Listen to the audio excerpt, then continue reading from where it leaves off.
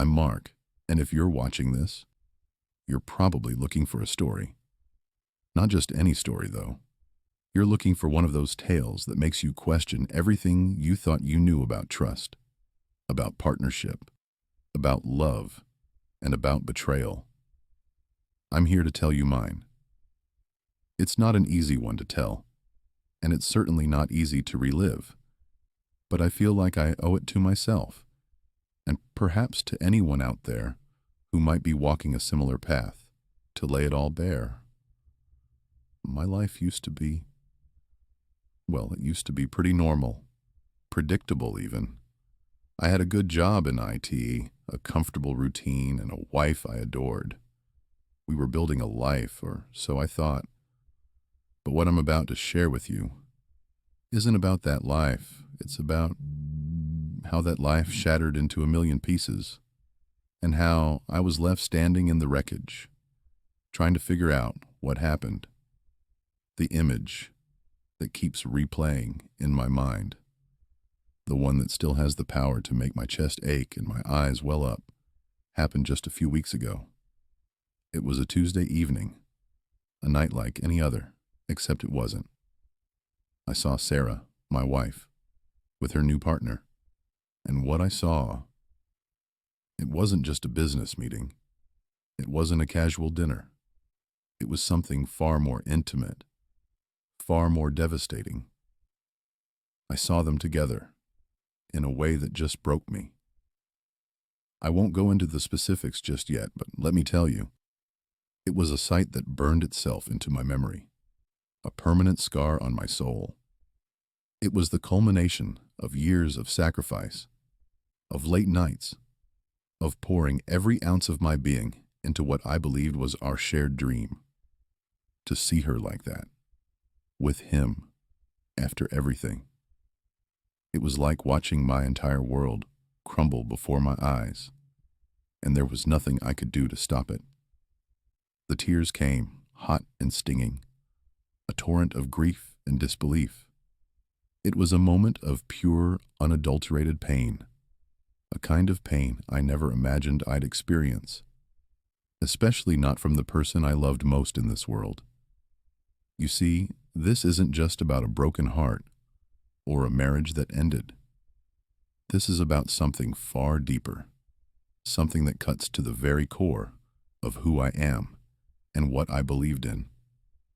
It's about betrayal on a level I truly never thought possible. I never saw it coming. Not after everything we built together, brick by brick, dream by dream. I gave up so much, sacrificed so many opportunities, all for her, all for us. I worked nights, countless nights, to fund her ambition, to lay the groundwork for what I genuinely thought was going to be our legacy. I put my own career on hold, let my own aspirations fade into the background, because her dream became my dream. It became our business, or so I was led to believe. The raw emotion you hear in my voice right now, it's a mix of sadness, of anger, and honestly, a desperate need for understanding. I need to tell my side of the story, to lay out the truth as I experienced it, because for too long, I've been silent. This isn't a simple story of a relationship gone wrong. It's a complex tapestry, woven with threads of ambition, trust, deception, and ultimately, a painful awakening. I want you to understand the journey that led me to that heartbreaking moment, to that Tuesday night where my world imploded. It all started, as most things do, with hope and a shared vision. I met Sarah in our early 20s, back in our hometown of Austin, Texas. She was vibrant, full of life, and had this infectious energy that drew everyone to her. She was ambitious, brimming with ideas, and possessed a passion for baking that was truly captivating. I was immediately smitten. There was something about her drive, her belief in herself, that resonated deeply with me. I was an IT professional, good with numbers, with logic. with the practicalities of making things happen. She was the creative force, the dreamer. We were, in many ways, the perfect complement to each other. We quickly bonded over our shared desire for success, for a comfortable life, for building something meaningful. Sarah's dream was to open her own high-end bakery, a place she envisioned as Sweet Surrender. She wanted it to be a haven for exquisite pastries, delicate cakes, and artisanal breads, all crafted with love and precision. I, with my practical mindset, saw the potential, saw the numbers, and more importantly, I saw the fire in her eyes. I wanted to help her achieve it. I wanted to be a part of it. We started small, as most ventures do. Sarah would bake from our tiny apartment kitchen, the scent of vanilla and warm sugar, often filling our home. She'd sell her creations at local farmers markets on weekends. I would be there every step of the way, helping her set up her stall before dawn, managing the cash box and staying up late with her, tasting new recipes, offering feedback, and just being her sounding board. During the day, I'd work my full-time IT job, but my evenings and weekends were increasingly dedicated to Sweet Surrender. As Sarah's vision grew, and as the demand for her baked goods increased, so did the financial strain. We needed better equipment, more space, and a proper commercial kitchen. This is where my personal sacrifice truly began to accelerate. I started taking on extra freelance IT work in the evenings and on weekends, often burning the candle at both ends, just to fund the growing needs of the business. Every penny I earned from that extra work went directly into Sweet Surrender. For ingredients, for professional mixers, for ovens, and eventually for the lease of a small storefront in the bustling South Congress area. I became the silent partner, the backbone of the operation. I handled the business plan, navigated the permits and licenses, managed the marketing materials, and even built some of the shelving and display cases in the bakery with my own hands. I saw myself as the foundation upon which her dream, our dream, was being built. I felt immense pride in her talent, and in what we were creating together. I genuinely believed we were a team, an unstoppable force working towards a common beautiful future. Our relationship during this time was filled with late-night talks, shared meals, and the exhilarating excitement of building something from the ground up. We were partners in every sense of the word, or so I thought. I trusted her completely, implicitly, with my heart, my time, and my financial future. I truly believed that Sweet Surrender was as much mine as it was hers, a testament to our shared love and dedication. The bakery, Sweet Surrender, finally opened its doors with a small, intimate ceremony that felt like a culmination of all our hopes and dreams. I remember the smell of fresh bread and pastries wafting onto South Congress, drawing in curious passers-by.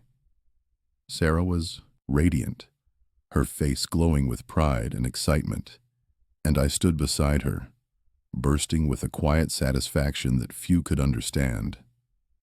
The initial success was immediate and overwhelming. Sarah's unique recipes, her meticulous attention to detail, and her charming personality made Sweet Surrender an instant hit. Lines would form outside before opening, and we often sold out of her signature lavender shortbread and pecan sticky buns by early afternoon. It was everything we had dreamed of, and more. But as the business grew, so did my commitment, and paradoxically, my personal sacrifice. The small storefront quickly became a bustling hub, demanding more and more of our time and energy. To ensure Sweet Surrender had the resources it needed, and to free up Sarah to focus on the creative aspects of baking and managing the staff, I made a significant change to my own career. I started working night shifts at my IT job. The idea was simple. I could work from 10 p.m. to 6 a.m., then come home, grab a quick shower, and head straight to the bakery. This allowed me to be there during the crucial morning hours, helping with inventory, managing deliveries, handling the early morning rush, and even stepping in to serve customers when the line stretched out the door. My days became a blur of coding, spreadsheets, and the sweet aroma of baking. I'd often go from a full night of intense IT work, staring at screens and debugging complex systems, straight into the vibrant, demanding environment of the bakery. Sleep became a luxury, often snatched in short, restless bursts in the late afternoons. My own career, which I had once envisioned as a steady climb up the corporate ladder, took a back seat, then essentially veered off the road entirely. I turned down promotions, lucrative project opportunities, and even headhunting calls from bigger tech companies. My reasoning was always the same. I needed to be there for Sarah, for our business. My IT work, once a source of professional pride, increasingly became just a means to an end, a funding mechanism for Sweet Surrender. I saw myself as the silent engine, providing the fuel and maintenance so that the beautiful vehicle of Sarah's dream could race ahead. Sarah, meanwhile, thrived in the spotlight. She became the charming face of Sweet Surrender. Local food critics raved about her creations, and she was frequently featured in Austin magazines and online food blogs. She did interviews, attended industry events, and built a network of suppliers, restaurateurs, and local celebrities. I was immensely proud of her, genuinely so, but I also started to feel increasingly in the background, a shadow moving behind the bright light she cast. I was the one handling the late-night accounting, troubleshooting the POS system, or fixing a leaky faucet in the back, while she was out charming investors or accepting awards. It was during this period that I started noticing subtle shifts, small moments that, at the time, I brushed off as the understandable pressures of a rapidly growing business. Sarah would occasionally become more dismissive of my suggestions regarding business operations or marketing strategies.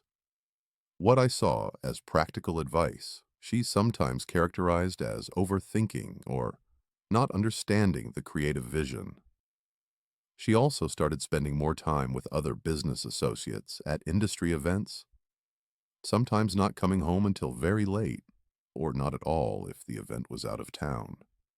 When I'd ask about these events, she'd assure me they were crucial for networking and expanding the brand. I trusted her. I told myself she was just busy, that this was the price of success, and that she needed to cultivate these relationships for the good of Sweet Surrender. I remember one evening, after a particularly exhausting week, where I had worked nearly 80 hours between my IT job and the bakery, I brought up the idea of formalizing our partnership. We were sharing a late-night meal, leftover pastries and coffee, and I gently suggested we talk to a lawyer about drafting a proper partnership agreement. Sarah looked at me, smiled, and took my hand across the table. "Mark," she said, her eyes warm and reassuring, "this is our business. We're a team, you and I. Always have been. Always will be. We don't need fancy papers to know that." Her words were like a balm, soothing away my nascent worries. I felt reassured, completely disarmed by her sincerity and affection. I trusted her completely. I believed her. She was my wife, my partner, my best friend. The thought of needing a legal document to define what we already were felt almost offensive, an insult to the deep bond we shared. So I let it go.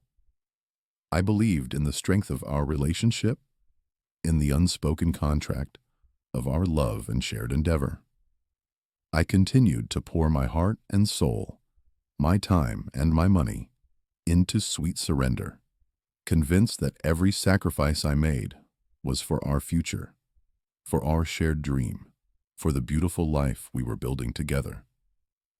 I had no idea that my unwavering trust would one day become the very instrument of my undoing.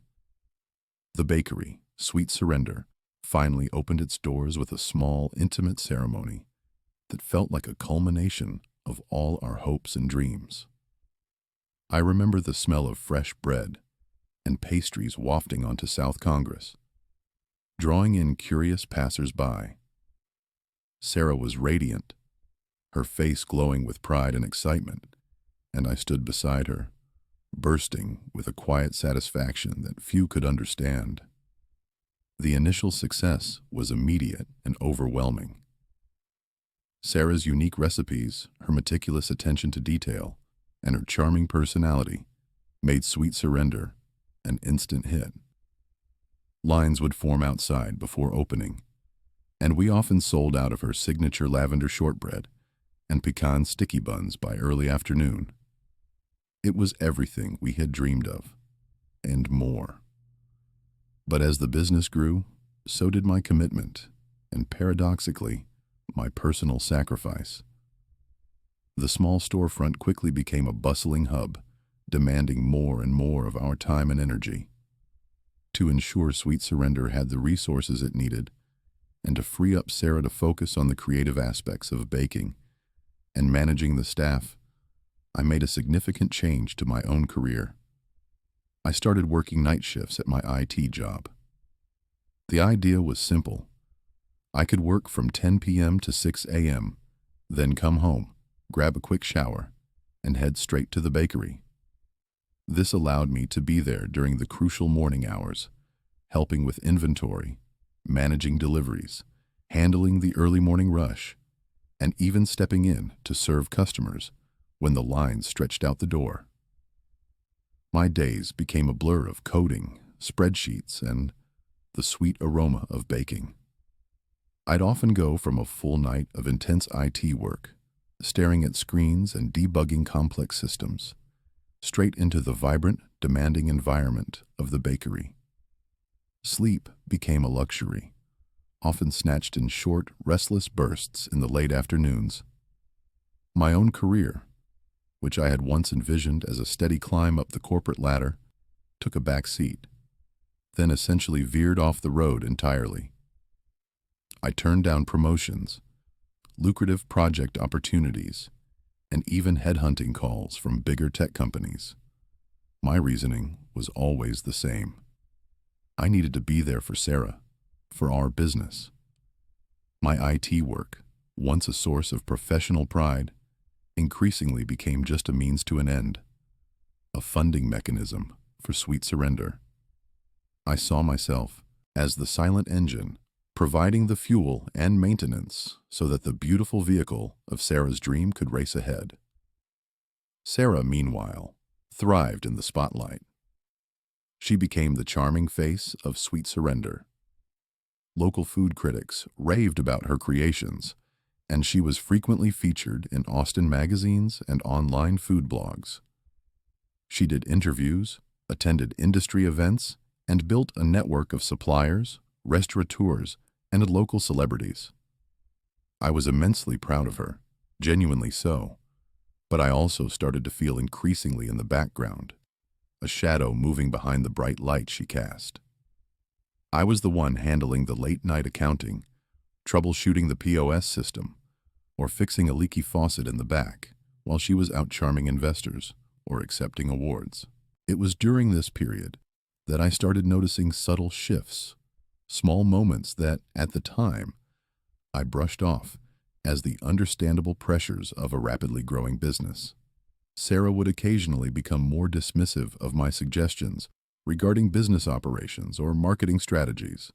What I saw as practical advice, she sometimes characterized as overthinking or not understanding the creative vision. Her responses became shorter, her patience thinner when I delved into the practicalities of scaling or cost control. It was a subtle shift, but enough to make me pause, though I quickly reassured myself it was just the stress of management. She also started spending more time with other business associates, at industry events, sometimes not coming home until very late, or not at all if the event was out of town. These were often high-profile networking events, and she'd come back, buzzing with new ideas and contacts. When I'd ask about these events, she'd assure me they were crucial for networking and expanding the brand. I trusted her. I told myself she was just busy, that this was the price of success, and that she needed to cultivate these relationships for the good of Sweet Surrender. I saw it as her fulfilling her role as the public face, while I continued to operate behind the scenes, ensuring everything ran smoothly. I remember one evening, after a particularly exhausting week, where I had worked nearly 80 hours between my IT job and the bakery, I brought up the idea of formalizing our partnership. We were sharing a late-night meal, leftover pastries and coffee, and I gently suggested we talk to a lawyer about drafting a proper partnership agreement. I didn't want to rock the boat, but a small, persistent voice in the back of my mind told me it was the responsible thing to do, especially with the business growing so rapidly. Sarah looked at me, smiled, and took my hand across the table. Her touch was warm, her gaze direct, and her smile disarmingly sincere. "Mark," she said, her eyes warm and reassuring, "this is our business. We're a team, you and I. Always have been. Always will be. We don't need fancy papers to know that." Her words were like a balm, soothing away my nascent worries. I felt reassured, completely disarmed by her sincerity and affection.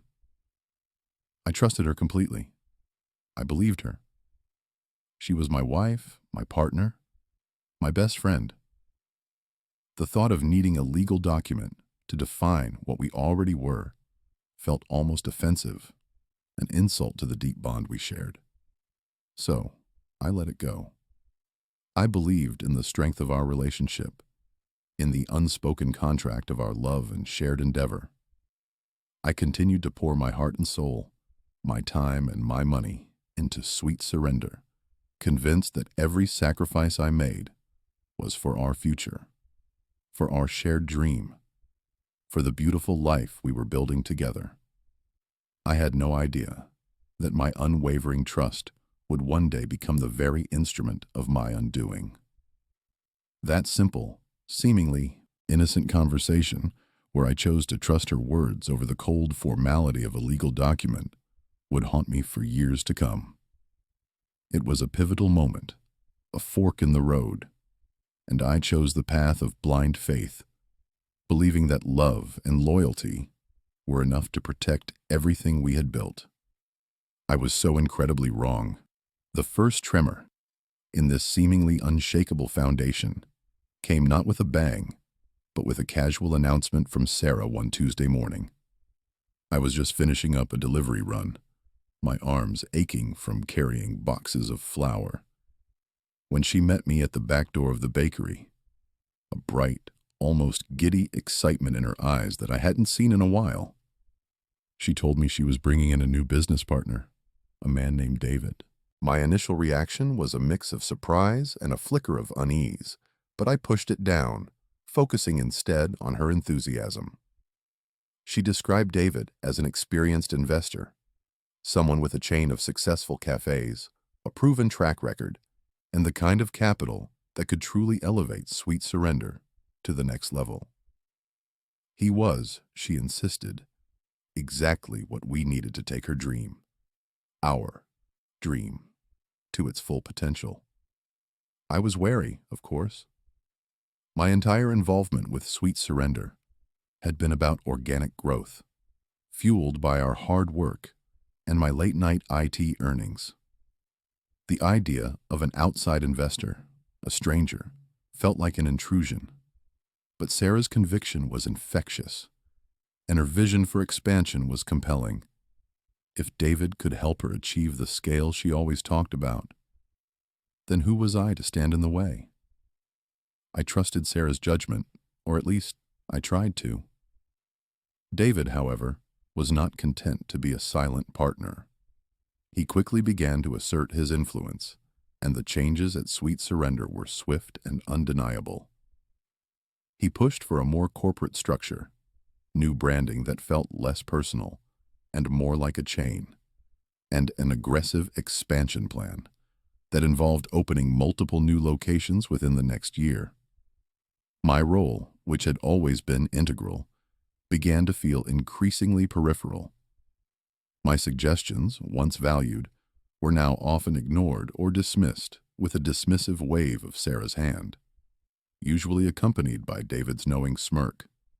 He had a way of making me feel like an amateur, a well-meaning but ultimately unsophisticated helper, rather than a co-creator of the very business he was now attempting to reshape.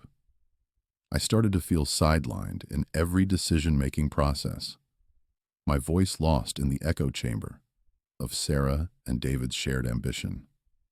The feeling of isolation grew as Sarah and David began to spend an increasing amount of time together. They would have meetings outside the bakery, late-night dinners, and weekend trips to scout new locations. I was rarely invited. When I'd inquire about these gatherings, Sarah would brush me off, explaining that it was high-level investor stuff or strategic planning that I wouldn't understand. The implication was clear.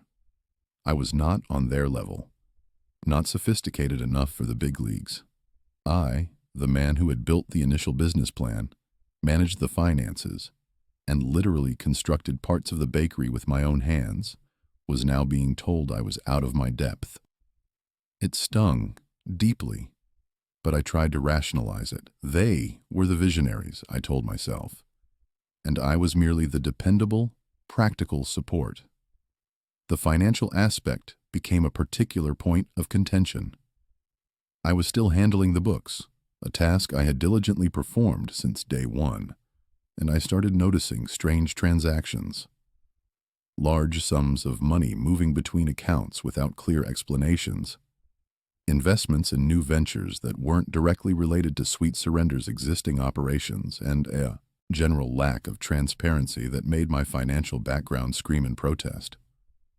When I questioned Sarah about these discrepancies, she became defensive, her usual charm replaced by a sharp impatience.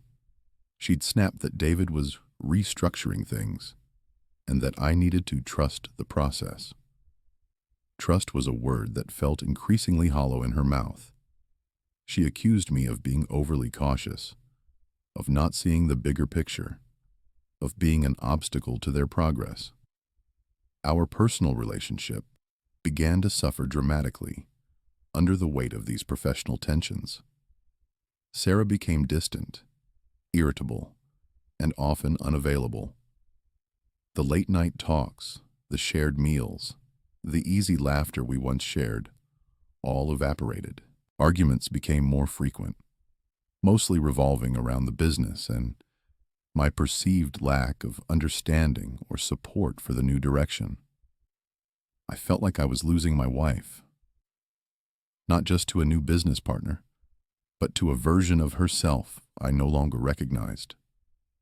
My purpose, which had been so intrinsically tied to supporting her dream, now felt like a burden, an inconvenience to her new trajectory. I was no longer her partner. I was an employee she couldn't fire, a relic from a simpler time she was desperate to outgrow. The pressure mounted, silently but relentlessly. Sarah, often echoing David's words, began to imply that if I couldn't get on board with the new direction, I was holding the business back. It wasn't an explicit ultimatum, but the message was clear. Conform to their vision, or risk everything we had built crumbling around us.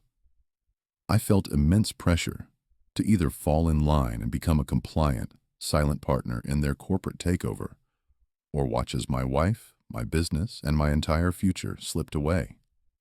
It was an impossible choice, and I felt trapped, caught between my unwavering loyalty to Sarah and the escalating alarm bells ringing in my head.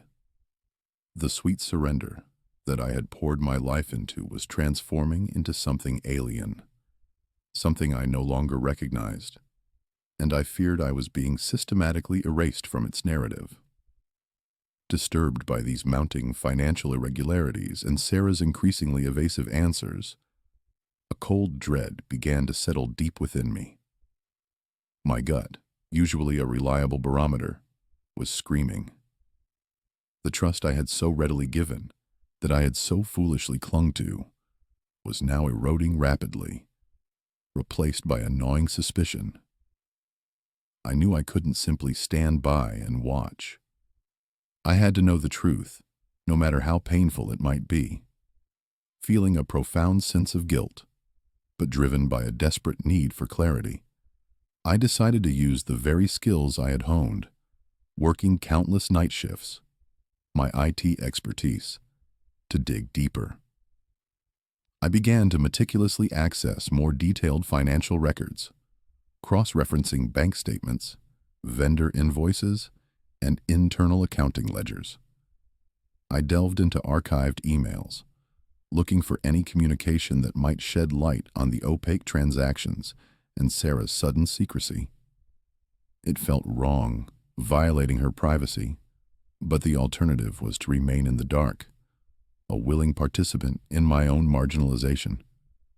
The discovery, when it came, was not a single, dramatic revelation, but a slow, agonizing unraveling of deceit. It started with a series of documents buried deep within a shared cloud drive I still had access to, a new partnership agreement for Sweet Surrender. My name was nowhere on it. It was dated a few months prior, and the signatories were Sarah and David. The document outlined a completely restructured ownership, effectively making me a non-entity in the business I had helped build from the ground up, the business I had poured my lifeblood into. My heart hammered against my ribs, a sickening thud with each word I read. This wasn't just sidelining. This was an outright erasure. But the betrayal didn't stop there. As I continued to delve into the financial records, a more insidious pattern emerged.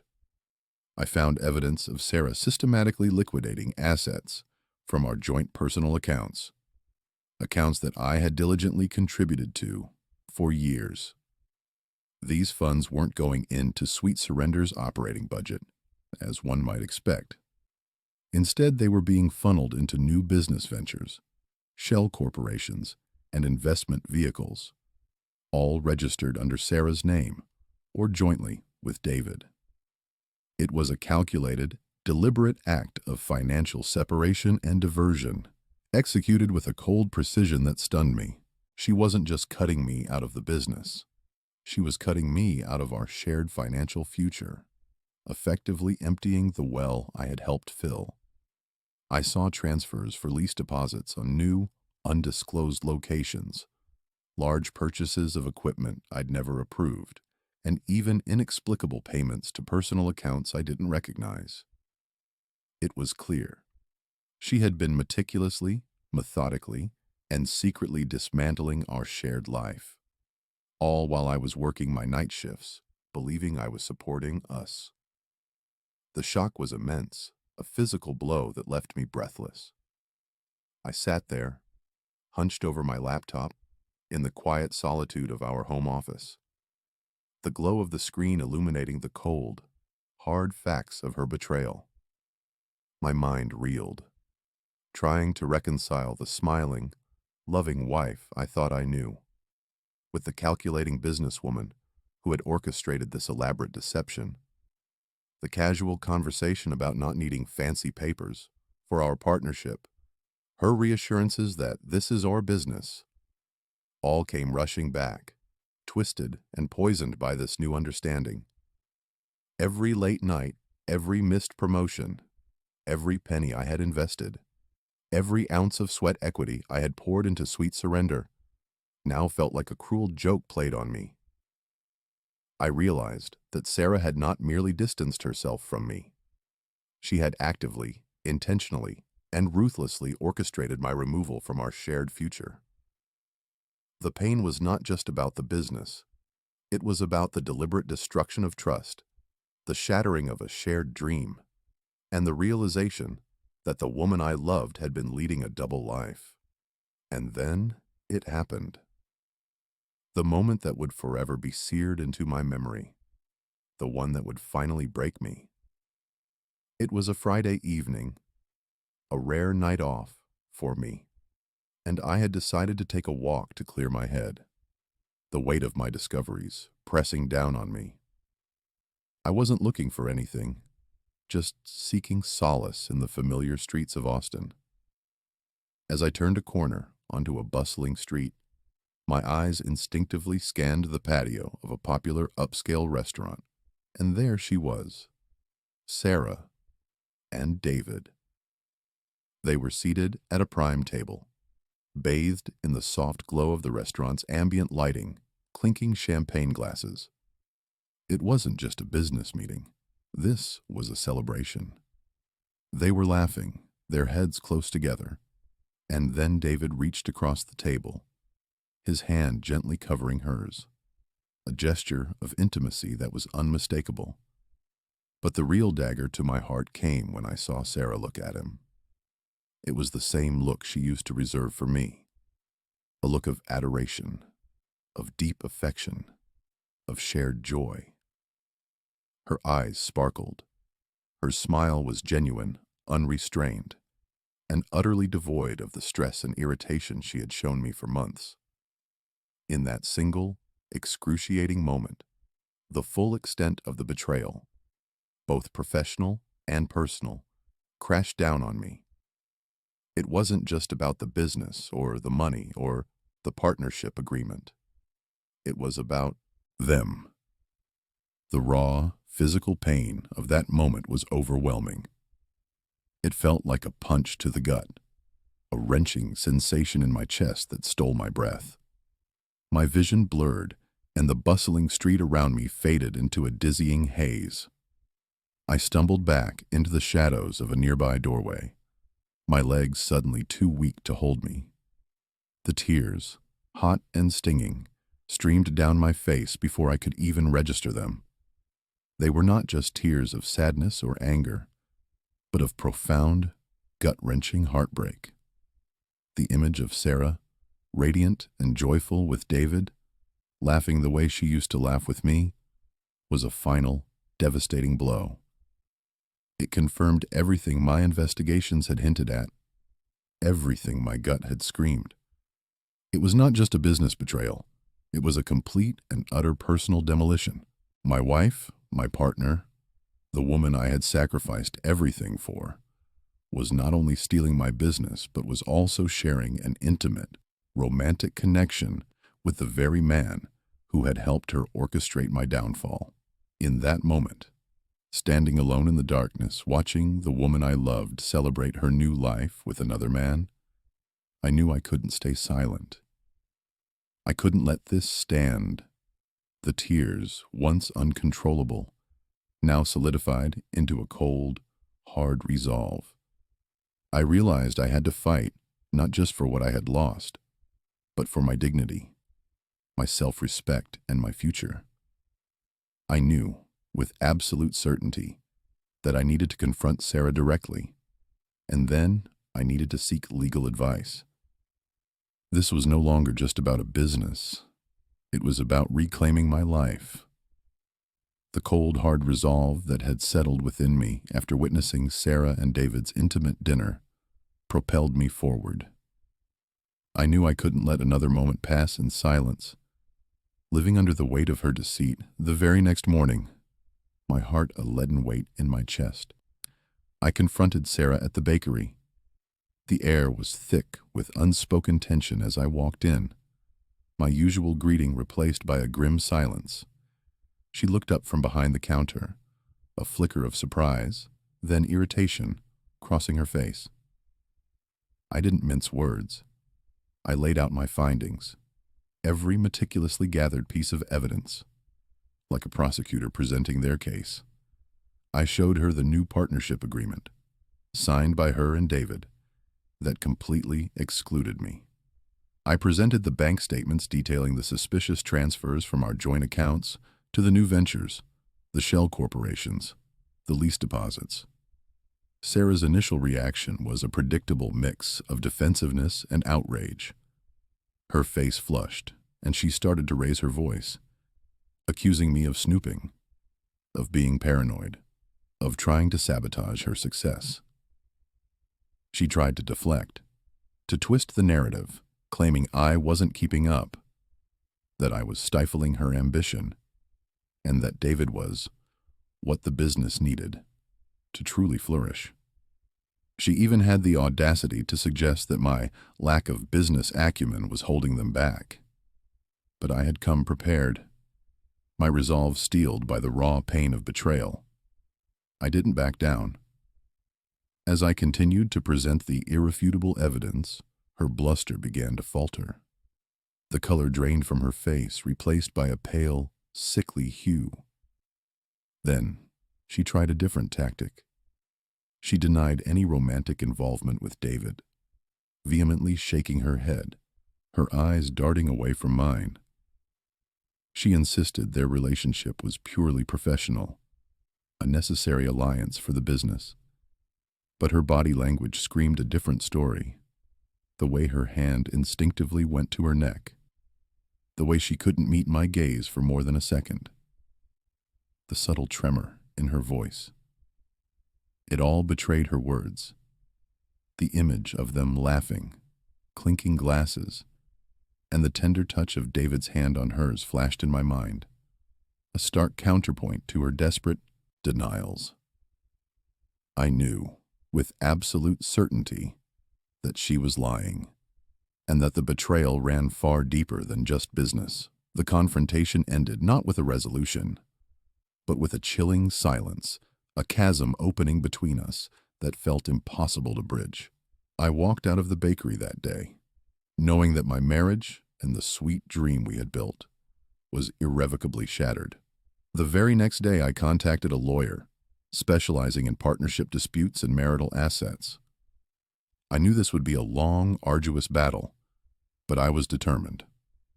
I poured out my story to him, a seasoned professional, with a calm, reassuring demeanor. I provided him with every piece of evidence I had painstakingly gathered. The financial records, the emails, my personal work logs, detailing my countless hours of unpaid labor at Sweet Surrender, the proof of my sacrifices, the missed promotions, the night shifts. I even recounted the emotional toll, the growing isolation, and the chilling final image of Sarah and David together. My lawyer listened carefully, taking meticulous notes, his expression growing graver with each detail.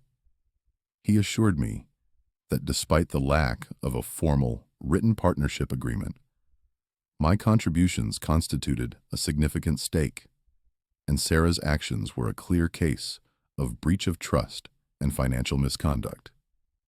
Sarah, advised by David and their own legal team, launched her counteroffensive. Her lawyers tried to portray me as a disgruntled ex-husband, a mere helper in Sarah's vision, someone who had contributed informally but had no legal claim to the business.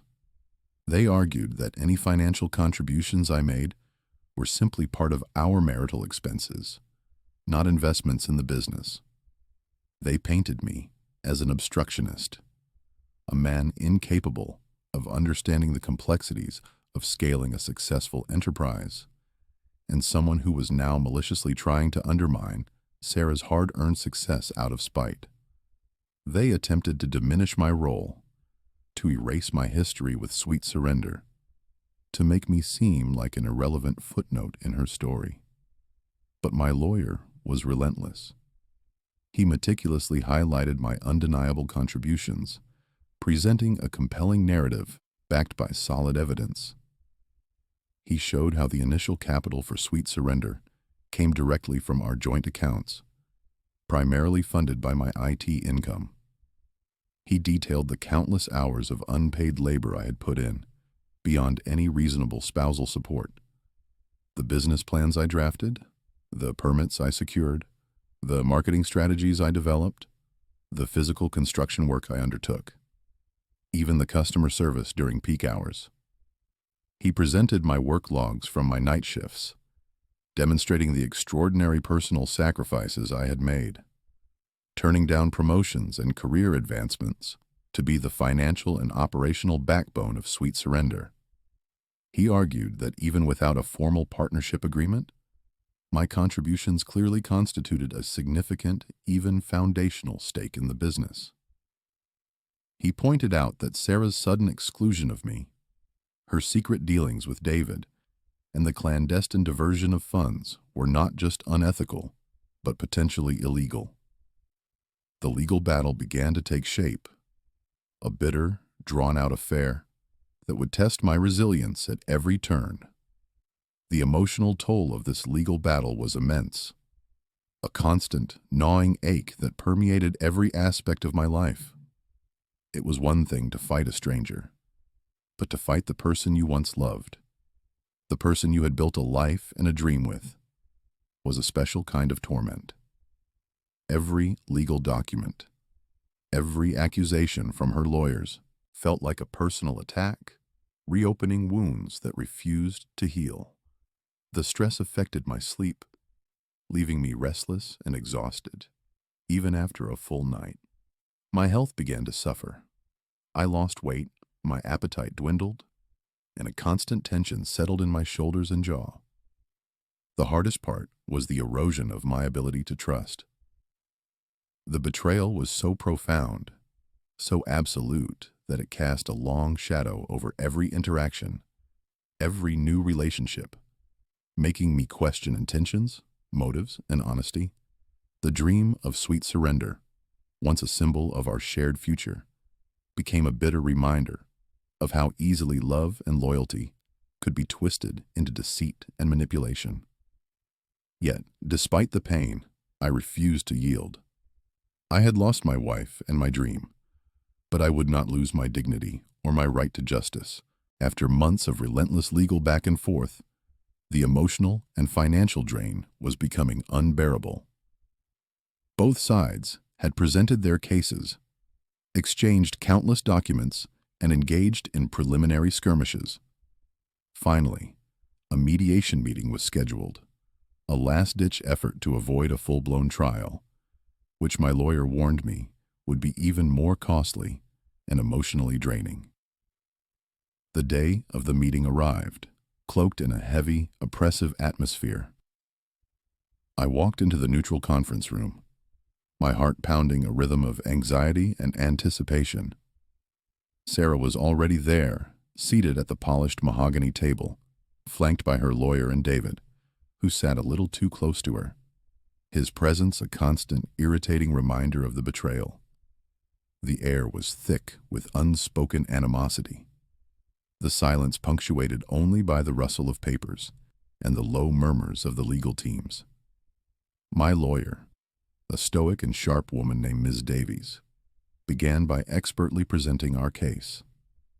She laid out, with surgical precision, the overwhelming evidence of my sweat equity, the countless hours I had poured into Sweet Surrender, often working double shifts, my IT job by night, the bakery by day. She detailed the initial capital contributions, meticulously tracing the funds from our joint accounts, which were predominantly fueled by my income, directly into the nascent stages of the business. She highlighted Sarah's deliberate efforts to exclude me from the new partnership agreement, showcasing the stark contrast between the initial informal understanding and the calculated, later-stage legal maneuvering that systematically cut me out. Ms. Davies spoke with a calm, authoritative voice, her words piercing through the carefully constructed facade Sarah and David had tried to maintain. She presented my work logs, my detailed financial records, and even the early business plans I had personally drafted, all bearing my fingerprints of undeniable contribution. Then Ms. Davies subtly shifted gears. Without explicitly stating it, she presented evidence hinting at the personal relationship between Sarah and David. She introduced emails, call logs, and even some discreetly acquired photographs that, while not explicit, painted a clear picture of an intimacy that transcended a purely professional partnership. This wasn't just about proving a breach of contract. It was about demonstrating a clear conflict of interest, a profound breach of trust, and the calculated manipulation of a marital relationship for financial gain. The implication was clear. Sarah's actions were not merely strategic business decisions, but were inextricably linked to a burgeoning personal relationship with David, further compromising her fiduciary duties and ethical obligations. The room grew colder, the tension palpable. Sarah's lawyer shifted uncomfortably, and David's jaw tightened. Under the relentless pressure of Ms. Davis's presentation, facing the mountainous evidence and the very real specter of a public and damaging lawsuit, Sarah finally began to crack. Her composure, which had been so carefully maintained throughout the preceding months, started to crumble. Her initial defiant glares at me softened into fleeting glances of shame. Her lawyer whispered urgently in her ear, but it was clear that the weight of her deceit was becoming too heavy to bear. Her face, usually so animated, became pale and drawn. She began to stammer, her voice barely a whisper, as she tried to offer weak justifications. But the words caught in her throat. Then, in a quiet, almost inaudible confession, Sarah admitted to cutting me out. She didn't explicitly use the word affair, but her tearful admission that she saw me as holding her back, that David offered a faster path to her dreams, implicitly confirmed the romantic involvement. Her words were laced with a desperate regret, a recognition that she had chosen ambition and a new partner over the man who had sacrificed everything for her. She confessed that she had been seduced by David's promises of rapid expansion, his aggressive business strategies, and had allowed herself to believe that I was an obstacle rather than the foundation. It was a painful, raw admission, not just for me, but for her. As the full weight of her actions seemed to finally descend upon her, the room fell silent, save for her quiet sobs. With Sarah's admission, the path to a settlement became clear. The mediation team, seeing the overwhelming evidence and Sarah's breakdown, pushed for a swift resolution. After intense negotiations that lasted late into the evening, an agreement was finally reached. Mark received a significant portion of Sweet Surrender's valuation, reflecting not only his initial financial contributions, but also his immense sweat equity and the years of unpaid labor. The settlement also included a fair division of their marital assets, ensuring that I was compensated for the financial diversions and betrayals I had uncovered. The bakery's name would remain Sweet Surrender, a cruel irony that would forever be tainted for me, a constant reminder of a dream turned sour. As I walked out of that mediation meeting, the late-night air cool against my face, I felt a strange mix of emotions. There was a profound sense of numbness, as if my heart had been anesthetized after months of relentless pain, but beneath that numbness, there was also a quiet, albeit bittersweet, sense of vindication. I hadn't gotten my wife back, nor the dream we had built together, brick by painstaking brick. That dream was irrevocably shattered, replaced by a harsh reality, but I had gotten justice. I had stood up for myself, fought for what was rightfully mine, and refused to be erased from the narrative of my own life. The fight had been brutal, emotionally draining, and at times I felt like giving up. Yet, emerging from that conference room, I knew I had done the right thing. The chapter with Sarah and Sweet Surrender was finally closed, leaving me wounded, but also, surprisingly, with a newfound sense of quiet strength and a clearer path forward. The healing process would be long, but the first decisive step had been taken. The journey of healing began not with a sudden burst of light, but with a slow, deliberate crawl out of the emotional wreckage.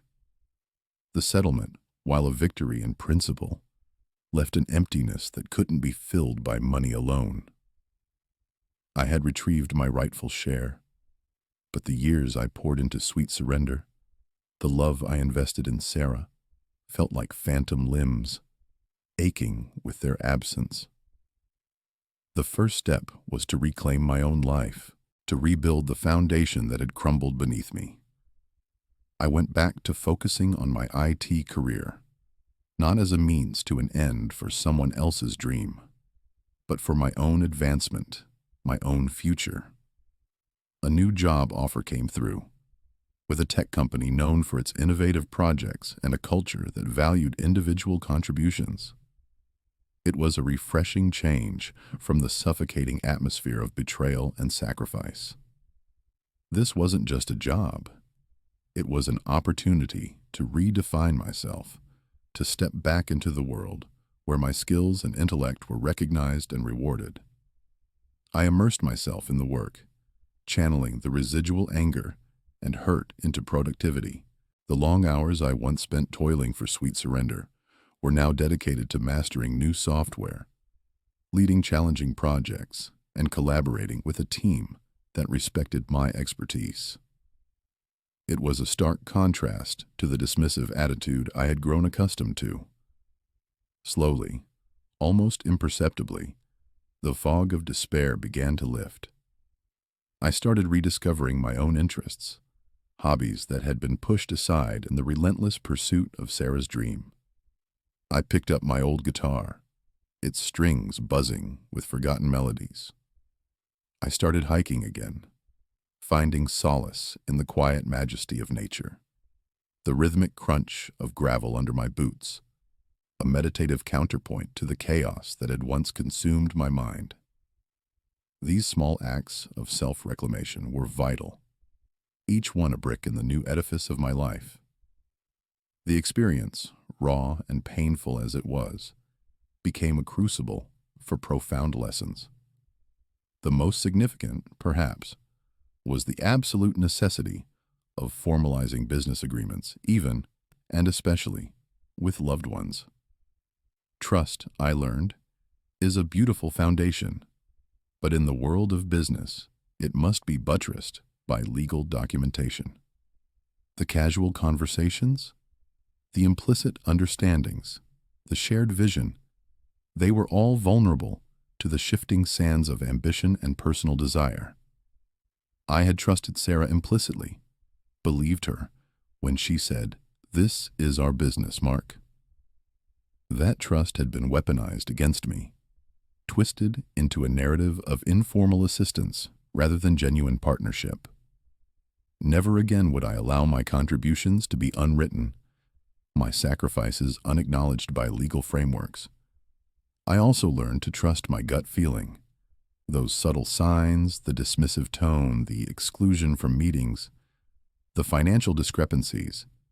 I had brushed them off, rationalized them away, attributed them to Sarah being busy or focused. My internal alarm bells had been ringing, faint at first, then louder, but I had silenced them out of loyalty, out of love, out of a desperate desire to believe in the shared dream. The cost of ignoring that inner voice was immense. Now I vowed to listen, to honor those instincts, to question what felt wrong, regardless of how uncomfortable it might be. My own well-being, my own future, could not be sacrificed indefinitely for someone else's ambition without clear boundaries, without reciprocal respect. Moving forward has been a journey punctuated by moments of reflection and quiet growth. There's a new sense of peace that has settled within me, a calm born from weathering the storm. I am not bitter, not anymore. The anger has dissipated, replaced by a profound sense of wisdom. I've learned that not all dreams are meant to be built together. Sometimes the dreams we share can diverge, and when they do, the strongest thing you can do is to acknowledge that divergence and let go. It's an act of courage, not defeat. Letting go allowed me to reclaim my own path, to discover that my own dreams, long dormant, were still there, waiting to be nurtured. My final message to anyone listening, to anyone who might find themselves in a similar crucible of betrayal, is this: protect yourselves. Value your own contributions, your time, your effort, your heart. Formalize your agreements, even with those closest to you. Understand that sometimes even the deepest betrayals can, paradoxically, lead to a stronger, more authentic version of yourself. The pain is real, the loss is profound, but it is not the end. It can be a catalyst for reinvention, for discovering reserves of resilience you never knew you possessed. I'm building a new life now, one rooted in self-respect and clear boundaries. The scars remain, indelible reminders of the past, but they no longer define me. I've started dating cautiously, learning to trust again, but with a newfound discernment. There's no rush, no desperation. I'm taking my time, savoring the process of getting to know someone, of allowing genuine connection to blossom naturally. I've learned to put myself first, not out of selfishness, but out of a deep understanding that my own happiness and well-being are the bedrock upon which any healthy relationship, any successful endeavor must be built. The future is unwritten, but it feels bright, full of possibilities, and this time, it's a future I'm building for myself, by myself, on my own terms. And that, in itself, is the sweetest surrender.